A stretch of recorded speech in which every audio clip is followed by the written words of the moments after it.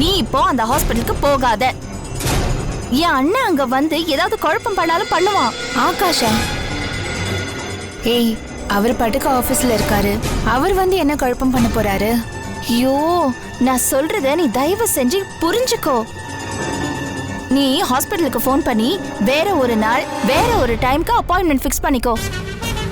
ஆனா அது எப்போன்னு என் அண்ணன் கிட்ட மட்டும் சொல்லிடாத, ரகசியமா வச்சுக்கோ. ஏய், என்னடி குழப்புற? அது மட்டும் இல்ல, இனிமே நீ என் அண்ணன் ஆபீஸ்க்கே வர வேண்டாம். அவன் கூட பழக வேண்டாம், அவனை பார்க்க வேண்டாம், அவன் கிட்ட பேச வேண்டாம். என்ன? ஐயோ, கேள்வி கேட்காத, சொல்றது மட்டும் செய்டி. திடீர்னு என்னடி என்னென்னமோ சொல்ற? நான் உன் நல்லதுக்கு தான் சொல்றேன்.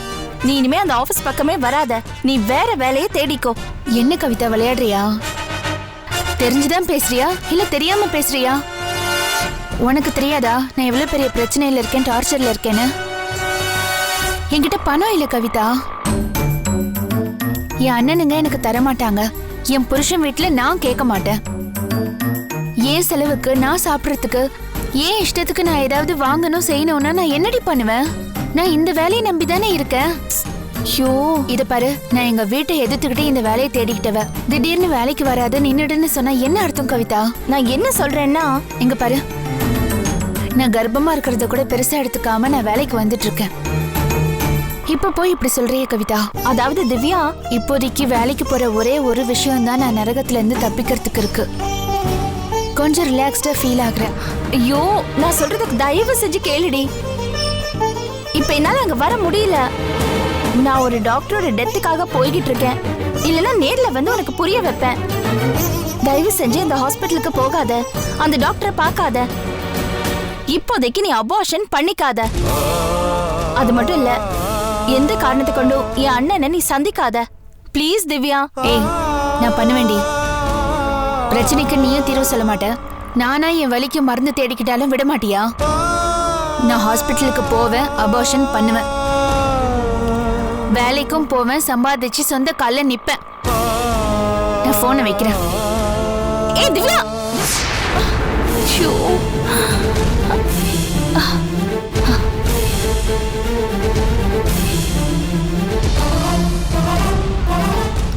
ஹலோ, நான் கவிதா பேசுறேன். என் அண்ணன் ஆகாஷ் ஆபீஸ்ல இருக்காரா? இல்லைங்க மேடம், அவர் வெளியே போயிருக்காரு. நினைச்சேன். Okay okay. ஐயோ, திவ்யாவுக்கு இந்த நிலைமை எப்படி புரிய வைப்பேன்னு தெரியலையே. அவ வயித்துல வளர குழந்தை என் அண்ணனோட குழந்தைய அவன் நினைச்சுக்கிட்டு இருக்கான். இப்போ அந்த குழந்தைய இவ கலைக்க போய்கிட்டு இருக்கா. அந்த குழந்தைய கலைச்சது தெரிஞ்சா என் அண்ணனுக்கு ஏதாவது ஆபத்து ஆயிடும். ஐயோ, அண்ணனுக்கு ஏதாவது ஆயிடுச்சுன்னா திவ்யாவை ஏதாவது பண்ணிடுவான். இது எப்படி தடுக்கிறதுன்னு தெரியலையே. என்ன பண்றது, என்ன பண்ணலாம், என்ன பண்றது, என்ன பண்றது, என்ன பண்றது?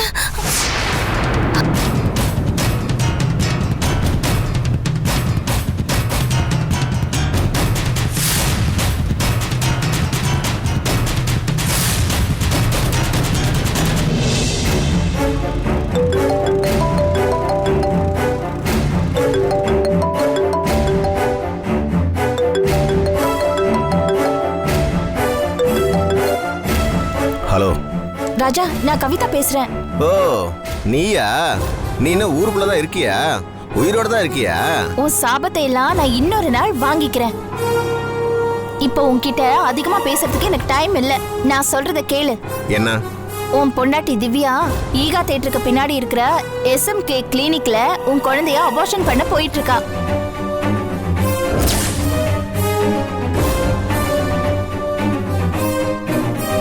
நீ போய் உடனே அவளை தடுத்து நிறுத்து. அவ வயித்துல வளர்ற உன் குழந்தைய காப்பாத்து. நீ சொல்றது நிஜமா? உன்கிட்ட விளையாட எனக்கு டைம் இல்ல. நான் திவ்யாவை எவ்வளவு தடுத்து பார்த்தேன், அவ கேட்க மாட்டேங்கிறா. அதனாலதான் உனக்கு ஃபோன் பண்ணேன். என்ன திடீர்னு SMக்கு இந்த ஏழை மேல அவ்வளவு கரிசனம், அவ்வளவு அன்பு? புரிஞ்சிக்கவே முடியலையே. ஐயோ கடவுளே, நல்லதுக்கு காலமே இல்ல. இங்க பாரு, சத்தியமா நான் ஓ நல்லதுக்கு தான் சொல்றேன். அதான டவுட்டா இருக்கு. திடீர்னு லாஜிக்கே இல்லாம வில்லி ஹீரோயினா மாறினா சந்தேகம் தானே வரும். ஏய், உன் மேல எனக்கு மண்ணாங்கட்டி அன்பும் கிடையாது. இது வேற விஷயம். இது பார், நம்ம சண்டையில வீணா ஒரு குழந்தையோட உயிர் போயிடக்கூடாது. அதான் நான் உனக்கு ஃபோன் பண்ணேன்.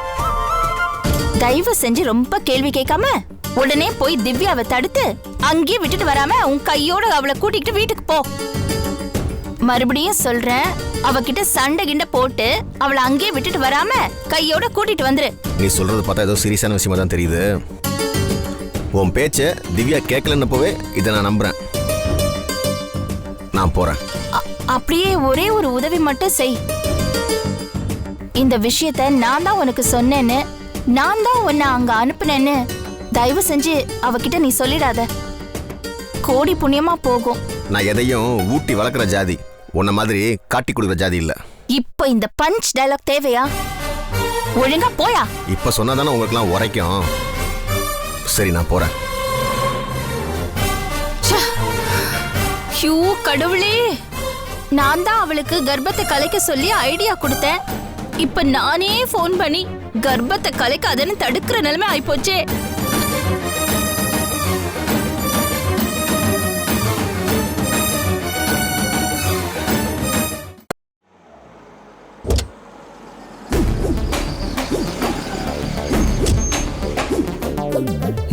SMK clinic. திவ்யா இங்கே தானே வரேன்னு சொன்னா. நம்ம புயல் வேகத்தில் வந்துட்டோம். திவ்யா வந்துட்டாளா இல்லையான்னு தெரியலையே.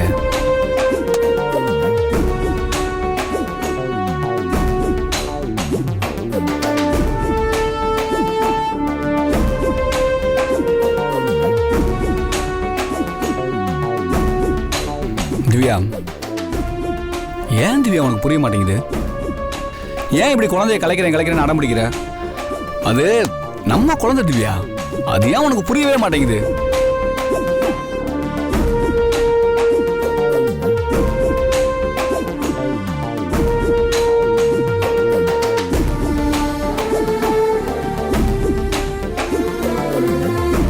உனக்கு அன்பா புரிய வைக்கணும்னு பார்க்குறேன், ஆனால் நீ புரிஞ்சுக்க மாட்டேற. உன்னை அடிச்சு தான் புரிய வைக்கணும்னா அதுக்கு நான் ரெடியாக தான் இருக்கேன்.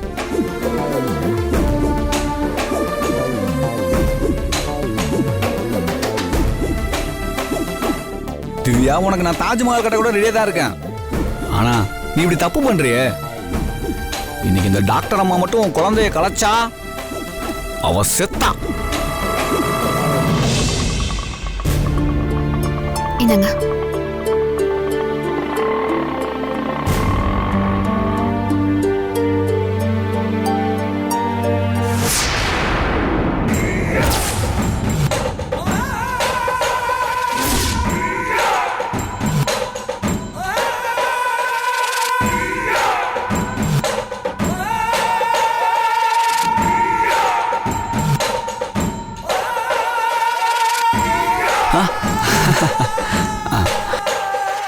நீங்க எங்க இங்க சொந்தக்காரங்க யாராவது இருக்காங்களா? அப்படிலாம் ஒன்றும் இல்லை, உன்னை பார்க்க தான் வந்தேன். என்ன பார்க்கவா? ஏன்? ஆமா, ஆஃபீஸில் வேற ரொம்ப போர் அடிச்சது. நீ வேற இங்கே கிளம்பி வந்துட்டியா? உன்னை பார்க்காம இருக்க முடியல. அதான் உனக்கு ஏதாவது ஹெல்ப் பண்ணலான்னு வந்தேன். என்ன பேசுறீங்க நீங்க? நீங்க என்ன ஹெல்ப் பண்ண போறீங்க எனக்கு? அது இல்லை திவ்யா, ஃபார்மாலிட்டிஸ்லாம் இருக்கும். அப்ளிகேஷனில் கையெழுத்து போடணும். குழந்தையோட அப்பாவோட கையெழுத்து வேணும்ல. என்ன பேசுறீங்க நீங்க? நீங்க எப்படி கையெழுத்து போட முடியும்? நான் ஏற்கனவே இந்த விஷயமா உங்களை வர வேண்டாம் தானே சொன்னேன். இல்ல திவ்யா, ஏன் பிரச்சனையை எனக்கு பாத்துக்க தெரியும். இது ஹாஸ்பிட்டல். தயவு செஞ்சு இதுக்கு மேல என்ன பேச வைக்காதீங்க. எனக்கே 1000 பிரச்சனை இருக்கு. நீங்க வேற. ஏய் திவ்யா திவ்யா திவ்யா திவ்யா, உன் குழந்தைய கலைக்க விட மாட்டேன். என்ன? வயிற்றுல இருக்க குழந்தை யாருன்னு நினைச்சேன். ஏய் திவ்யா, சொல்லிட்டே இருக்கல.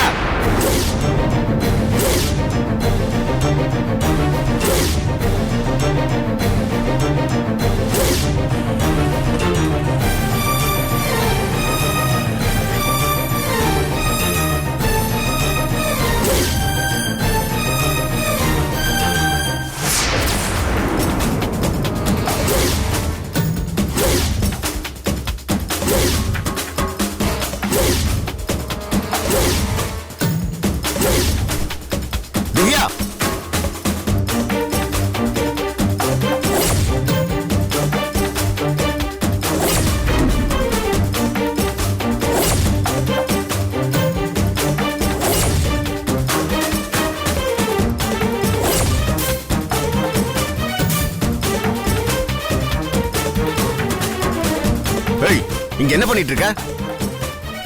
அது நீ நான் எதுவும் பேசாத, மரியாதை போய் வண்டியில ஏறு. முடியாது. என்னது முடியாதா? உன்ன Hey man, don't touch Divya. ஏய். பேசாம இருக்கணும். புள்ளத்தாச்சி பொண்ணு, உன்னை நான் அடிக்க மாட்டேன். மரியாதையை போய் வண்டியில ஏறிடு. இல்ல ஆஸ்பத்திரியும் கூட பார்க்க மாட்டேன், அசிங்கப்படுத்திடுவேன். போ. ஏய், இன்னொரு தடவை கையை தொட்ட 2 கையும் பிச்சு எடுத்துருவேன். ஜாக்கிரதை. என்ன நின்னுட்டு இருக்க? வா.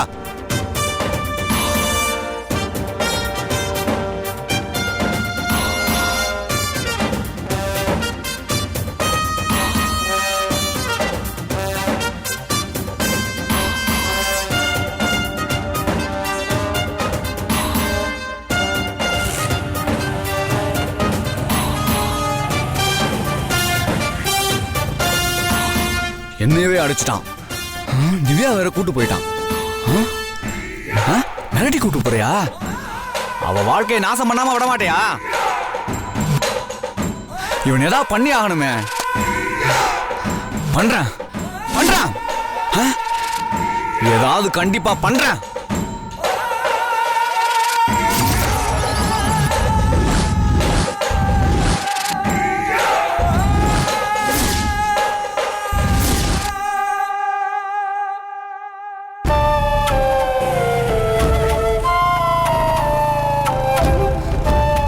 இறங்கடி.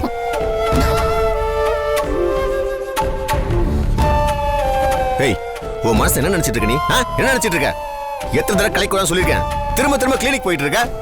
நான் தான் அன்னைக்கே சொன்னல, நான் கலைக்கிற வேலையை என்னைக்கு வேணாலும் செய்வேன்னு. நீ கலைக்கு போனதே தப்பு, அதுக்கு அவனை கூட்டு போன பாத்தியா, அது பெரிய தப்பு.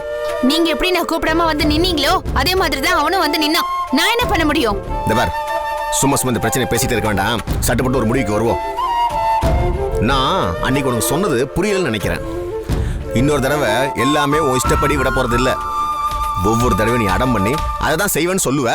நானும் சரி போனா போகுது, உன் மனசு சங்கடப்படக்கூடாதுன்னு சரின்னு விட்டுட்டேன். ஆனா இந்த தடவை அப்படி விட போறது கிடையாது. நீங்க என்ன சொன்னாலும் எனக்கு இந்த குழந்தை வேண்டாம். எனக்கு நீயே வேணாம், போடி.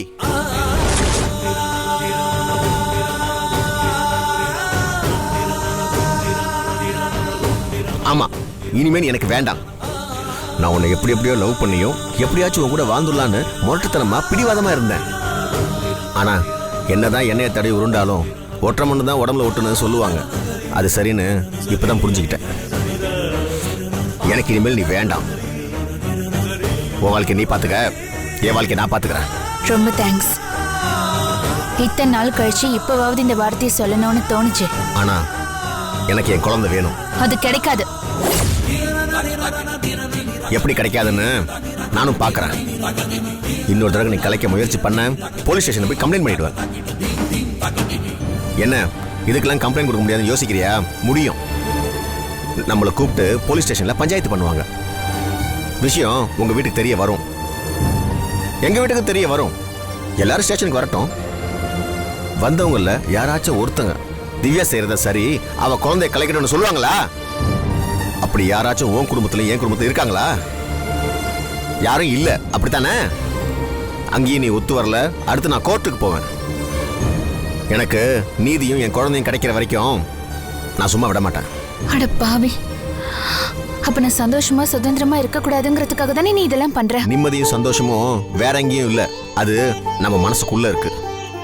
அதுல நம்பிக்கை இல்லைன்னா நமக்கு என்னைக்குமே நிம்மதி கிடையாது.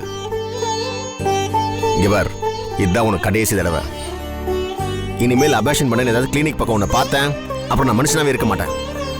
ஒழுங்கா என் குழந்தைய பெற்று கையில கொடுத்துட்டு டைவர்ஸ் வாங்கி தரேன், வாங்கிட்டு போயிட்டே இரு.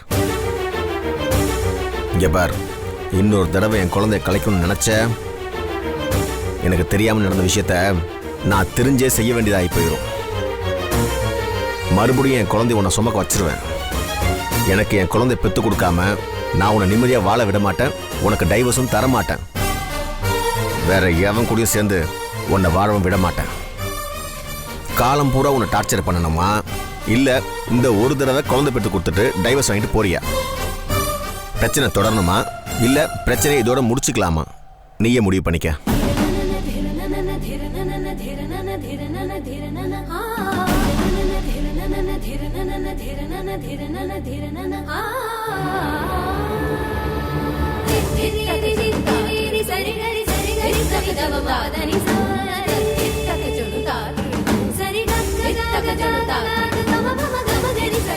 என்ன மன்னிச்சிரு திவ்யா. உன்கிட்ட இனிமே முரட்டத்தனமா ஆம்பளையா நடந்துக்கிறத தவிர எனக்கு ஒரு வழி தெரியல. இது நாள் வரைக்கும் காதலுக்காக எவ்வளோ விட்டு கொடுத்துட்டேன். இனிமே காதலுக்காக போராட போறேன். இனிமே தான் இந்த ராஜாவோட ரியல் ஃபேஸை பார்க்க போறேன்.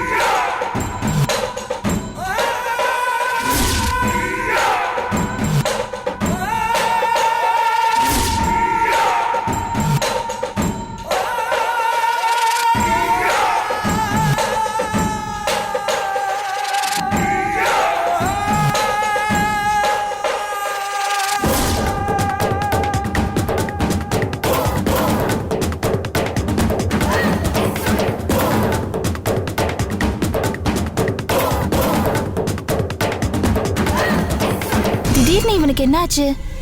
நடவடிக்கையே சரியில்லையே. நாம சந்தேகப்பட்டது சரிதான். இப்படியே விட்டா இவன் முழு சைக்கோவா மாறிடுவான். டாக்டர் இறந்ததுக்கும் இவனுக்கும் ஏதாவது சம்பந்தம் இருக்குமா? அண்ணே அண்ணே, என்ன ரொம்ப டென்ஷனா இருக்க? அது திவ்யா ஹாஸ்பிட்டல் போயிருந்தாளா, நானும் அங்க போயிருந்தேன். அவளை தடுக்க பார்த்தேன். அதுக்குள்ளேயும் அந்த ராஜா வந்துட்டான். என்னாச்சு? இரு அண்ணே. அண்ணே, ஏன் உன் கண்ணு இவ்வளவு செவந்து போயிருக்கு?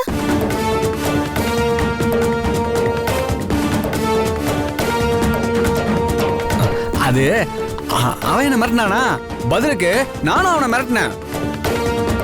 சின்ன கைகளை வாய் போச்சு. எனக்கு வந்தது பாரு கோவம். அவனை அப்படியே கெட்ட கெட்ட வார்த்தையில திட்டி விட்டுட்டேன். அந்த கோவத்துல கண்ணு முகம்லாம் அப்படியே ஜீவன் செவந்து போச்சு. இதை பார்த்துட்டு அவன் அப்படியே திவ்யா கூட்டு பயந்து ஓடியே போயிட்டான் தெரியுமா? அது சரி, உனக்கு ஏன் அவங்க ரெண்டு பேர் மேலயும் இவ்ளோ கோவம் வருது? அது திவ்யா எப்படி ஏன் குழந்தைய கலைக்கலாம், அதுவும் என்ன கேட்காம?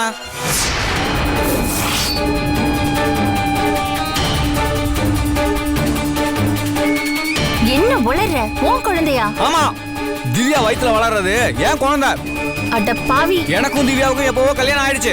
ஏய், உனக்கு என்ன பைத்தியமா? என்னது? யார் பைத்தியம்? யார் பைத்தியம்? நானா பைத்தியம்?